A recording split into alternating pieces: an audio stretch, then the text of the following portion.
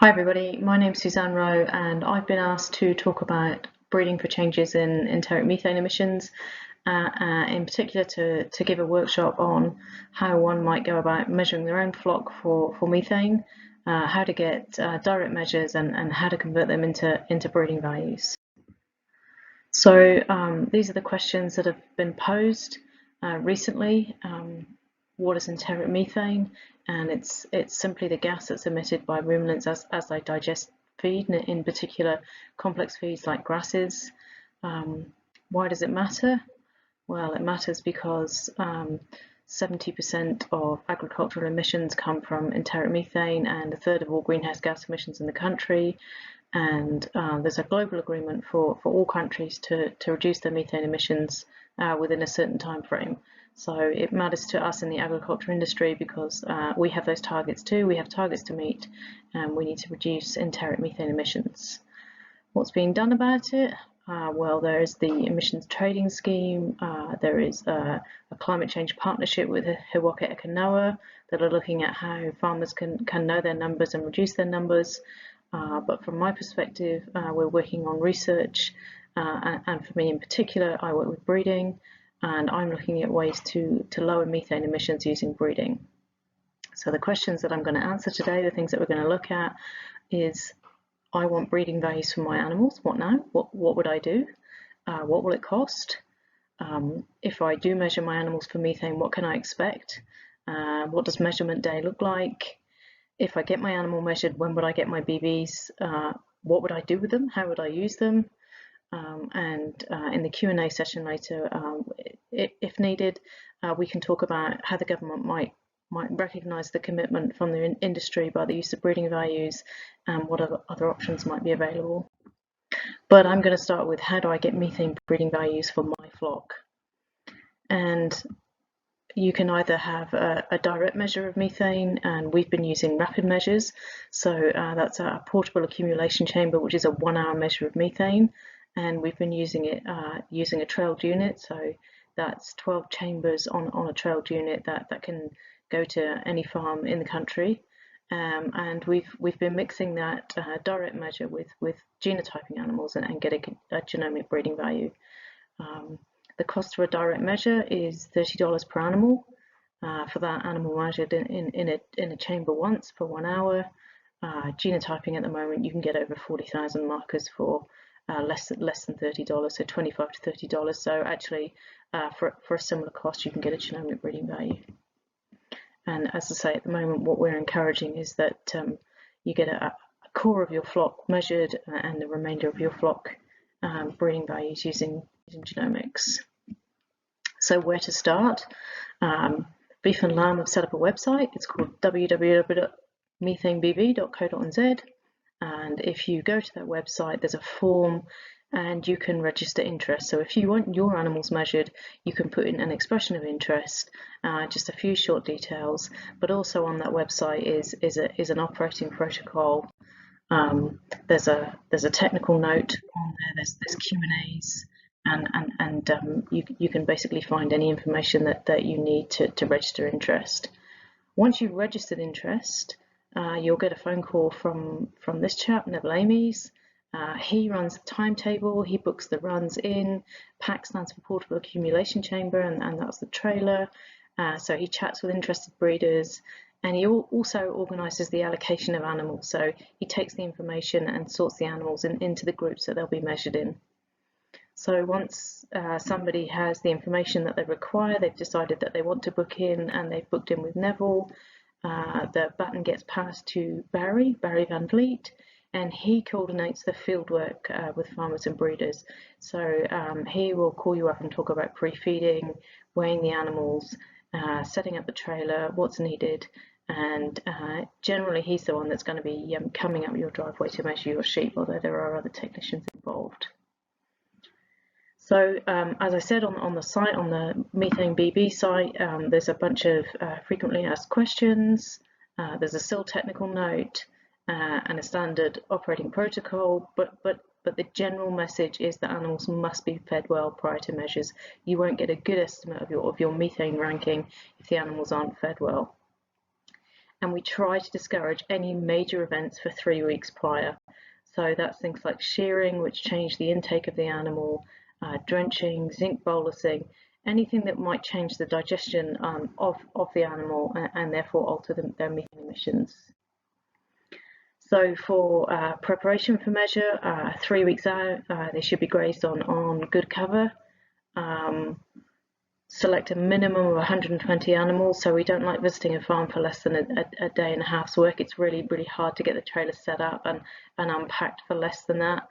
And ideally we encourage only one gender per day. If not, we have to mix genders within each lot, and it can be pretty difficult. The animals selected need to be balanced genetically for your flock, so that generally works out about 10 to 15 animals per site, again that your breeding value.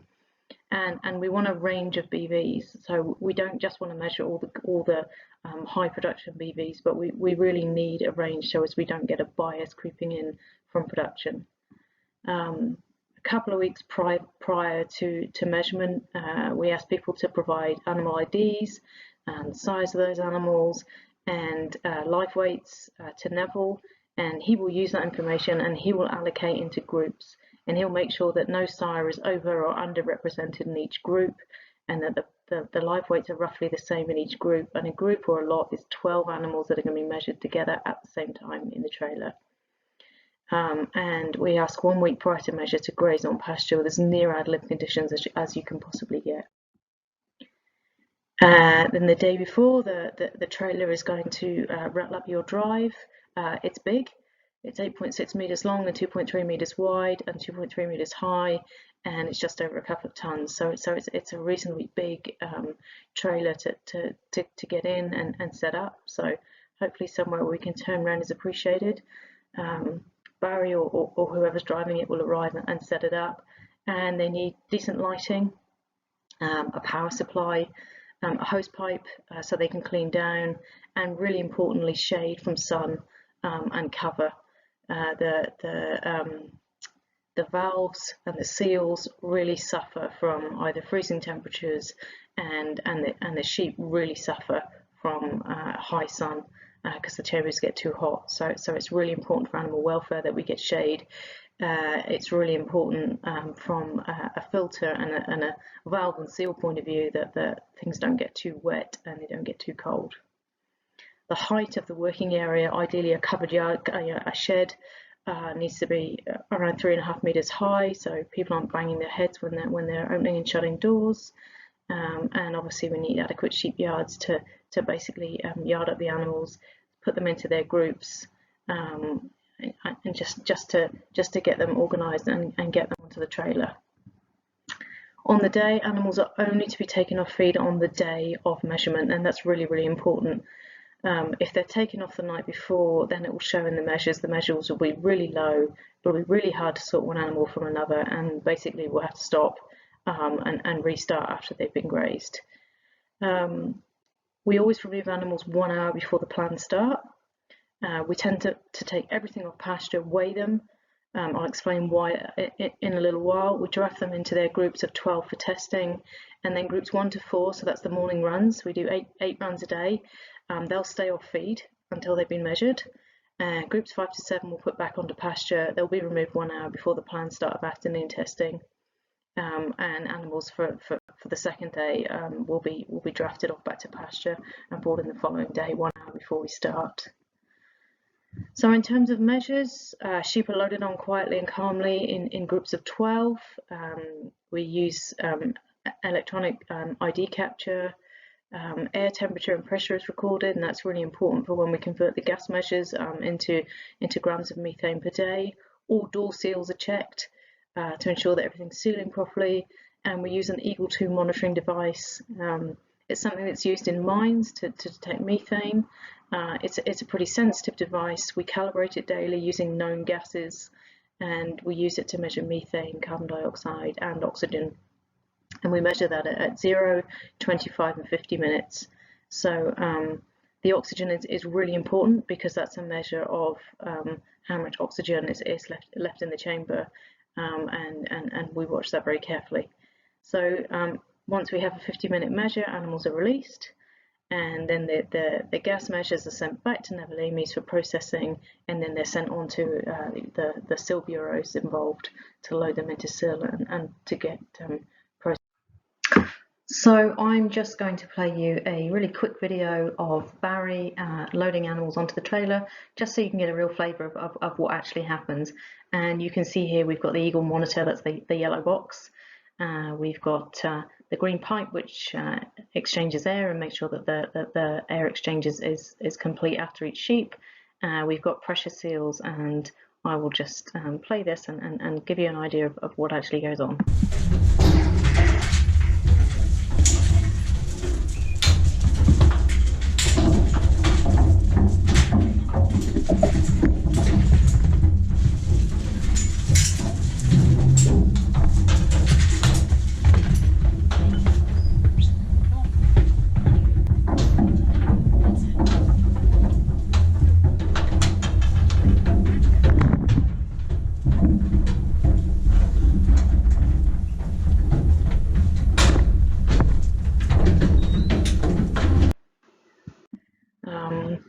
And we'll get data which will first of all show the measures at time point 0, where we should get no parts per million for methane or CO2, but we should indeed get an oxygen reading, and then we'll get three sets per animal of measures, one at the start, one at the end, and an interim measure, which is really a quality measure just to check that everything's going okay. We'll have a calibration sheet that goes with those measures that'll show that each day the Eagle is calibrating using standard gases. We'll know the pressure on the day, we'll know the air temperature on the day, and we'll need to use that information when we convert the moles of gas into grams per day. So we need the start and the end time, we need the number of litres of air in the chamber, we need the weight of the animal, that's subtracted from the litres, so we know how much air was actually available, free air, and we convert the gases into grams per day using the pressure and temperature that we've recorded. And then we can calculate breeding values, so the gas measures in the field are converted to grams per day, and the data is scaled to the contemporary groups of 12 that were set up in the field, and that's to make sure that any day effects are accounted for.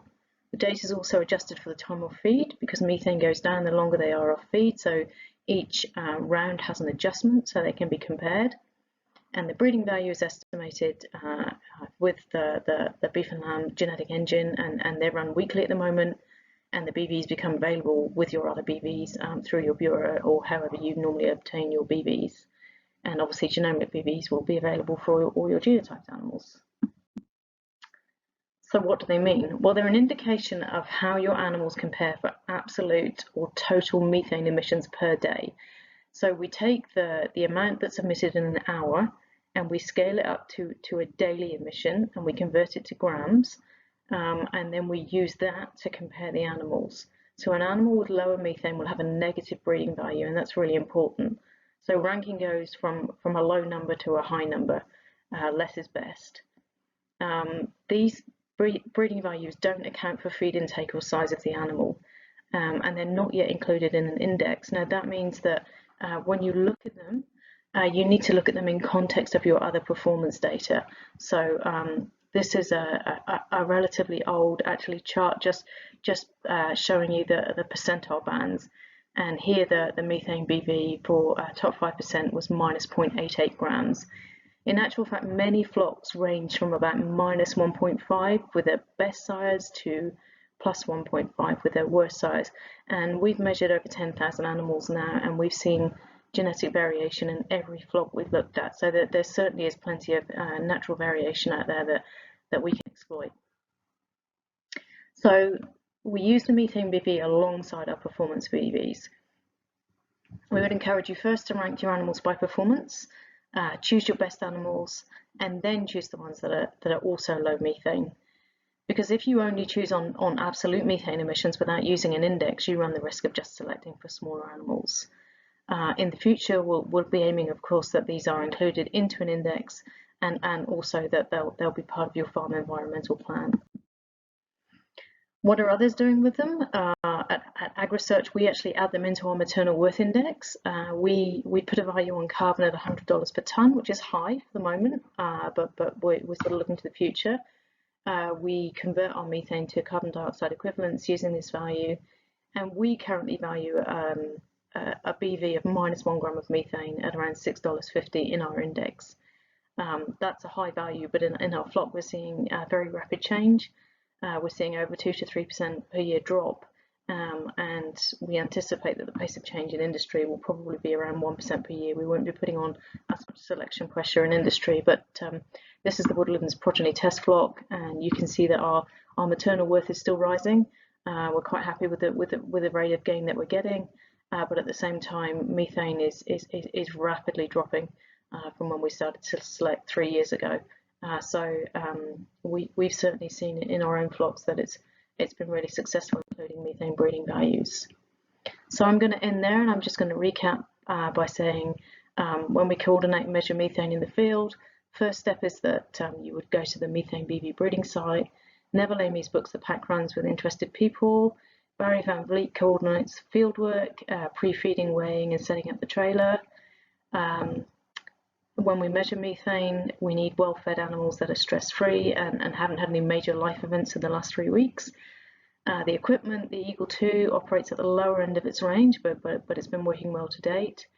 The data is sent back to Neville Amy's with the additional data that he needs to convert that, and then it's processed into SIL by the bureaus for the weekly BV run and made available to you guys.